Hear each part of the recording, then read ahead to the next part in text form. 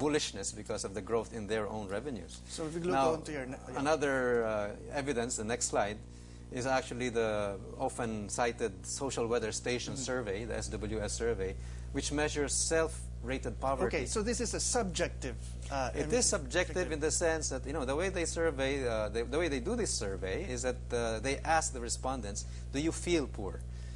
If they say they feel poor, then they are classified as poor. And, you know, of course, the people behind this survey argue that that's the best measure of poverty. People are the best judge of whether they're poor or not poor.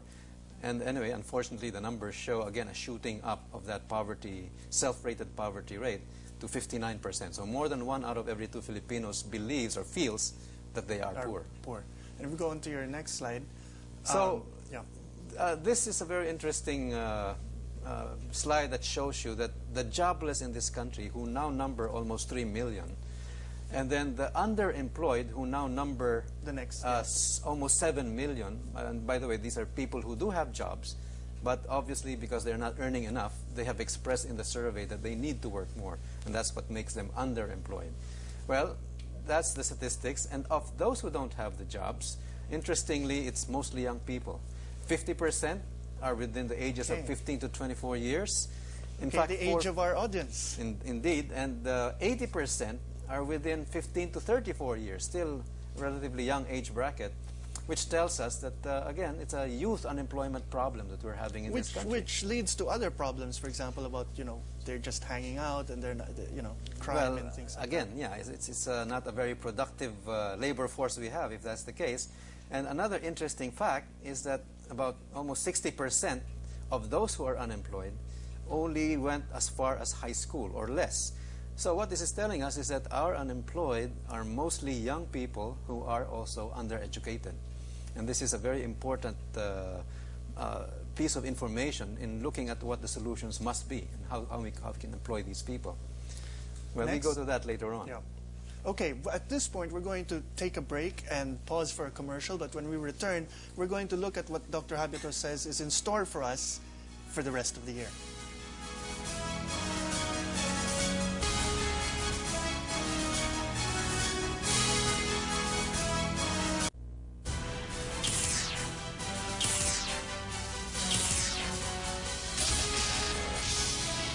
How many men ever went to a barbecue and would let one man take off the table what's intended for 9/10 of the people to eat? The only way you'll ever be able to feed the balance of the people is to make that man come back and bring back some of that grub he ain't got no business with. We find that the one crying need of our people, the redistribution of wealth, so that none will be too poor and none will be too rich, is always neglected by the party that is in power. No man must be allowed to have too much. No man must be allowed to have too little. Unless you limit the size of the big, it necessarily means that the small people must become more and more impoverished as time goes on. That was the famous American political figure and Senator Huey Long, a demagogue. And at a time like this, when times are tough and people are wondering what exactly is going on with the economy, demagoguery is the problem we all have to face.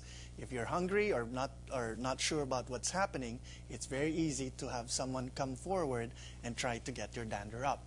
So we're still here with Dr. Ciel Habito, and he's going to continue by presenting to us what we have in store for the rest of the year. And so without further ado, let's get along with that. Well, here's where we get to the metaphors of the storm winds, the low fuel, and the excess baggage. What are the storm winds? Again, these are the things beyond our control, outside of us. And obviously, it's the U.S. economy slowdown or even recession that is driving it, because the rest of the global economy is slowing down. I say here the plot is thickening. Analysts are saying that what we're seeing in the U.S., unlike previous episodes, is a slow motion recession, which will be more protracted than in the past incidences of slowdown in the U.S. We've seen anecdotal evidence, the major automakers already announcing that they lost by double digits in terms of sales figures. Unemployment claims almost reaching 400,000, which is usually associated already with the recession in the U.S. economy. There's been a lot of store closures, Starbucks among others. And you were saying 600 stores being shut down. That was the announcement by Starbucks, in fact. 12,000 jobs affected, more than 600 stores. But there's a whole list. In fact, I had a frame of 3 pages, three frames listing just all these establishments in the U.S., dozens of stores being closed down by each of those major retailers. You know, some months ago, we'd had an episode here on the subprime crisis, and at that point, people were still debating what the fallout was. But just last night, I was watching the news, and you're having all these major financial institutions in the United States reporting billion-dollar losses. Right. And it seems every week something else comes forward, and that's what you're talking about. That's the reason why it's expected to be protracted for a while, and that's why they say it's a slow-motion recession. And the fallout for us is also that among the many Filipinos who were investing in real estate and that sort of thing, now they're being affected by this. In fact, there have been anecdotal evidence of defaults on payments on the condos that have been bought, especially by overseas Filipinos and those who have been particularly based in the United States. So we're seeing a lot of this, the effect of the slowdown in the U.S. economy and in the global economy as a whole. Okay. Well, if we now look at the next major item, the low fuel, okay. and here we refer really to the ammunition of the government in terms of, again, propelling growth, like what we said earlier, that it's government construction and government spending in general, which had propelled a lot of the 7.3% growth last year. Unfortunately, if you look at the way that the overall revenues to GDP ratio is projected to be this year, in fact, there's going to be an expected decline according to the government budget program submitted to Congress. And so whether you're looking at taxes alone or overall revenues to GDP, there is in fact a slowdown or even a decline, which tells you that there isn't going to be as much money as last year to spend for the things that actually boosted our growth due to the government spending. So that's the low fuel part of the analogy. Okay, and so we're not talking about oil here. We're talking about the financial fuel. It's the financial fuel that we're referring to here, in fact. And that's your little yellow. Indeed. If you look at the end of that graph, that's 2008, where you see that slight drop expected in 2008. Okay. Now, the final item, of course, the final drag is what we call the excess baggage in the next frame. And here, of course, things that we keep talking about, sometimes in hushed tones, about governance weaknesses, massive tax evasion still being in the hundreds of billions of pesos. Smuggling particularly is a big issue, as we all are seeing in a lot of the discussions right now, with petroleum and luxury cars being the subject of apparently very significant smuggling.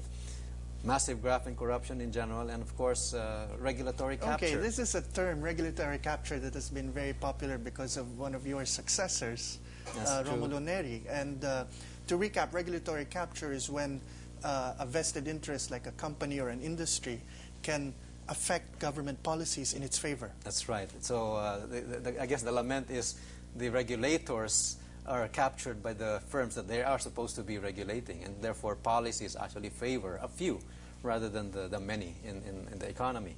Now, coupled with all of that is the political uncertainty that comes with weakened institutions that many of us lament right now, the instability in the leadership with frequent cabinet reshuffles, and of course the weak presidency, meaning a presidency hostaged by the need for political survival.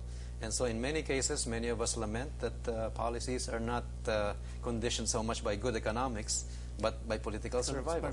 Now, let me return very briefly to something everyone likes to complain about and says is going on, which is smuggling. As you were pointing out, there's smuggling of fuel oil, smuggling of goods, so that merchants and other people in business say they can't compete because it's being brought in. Now, since this is all being done off the radar, basically, how does an economist like you figure out what's really going on? Because there are no receipts, no one can actually have any real proof. Well, we can't, and it's just that we all know, it seems it's an open knowledge anyway, that there's a lot of that smuggling. The problem is, like you rightly say, that isn't captured in the statistics, and because that tells you that the imports figure that we are actually getting, that's being reported, is probably an understatement of true volume of imports, then it also affects the overall computation of our GDP. And that's one of the reasons why some people have been questioning the numbers, because the imports may have actually conditioned the aggregate GDP. In other words, it had overstated the GDP because the imports, which actually subtracted in the equation, is actually understated. So anyway, that's one of the consequences, in fact, of this massive smuggling. So we go on to your next slide. Let's pause for a while and look at the two things that have been driving the global difficulties, and this is oil prices and then, of course, food prices. And in oil prices, there's two schools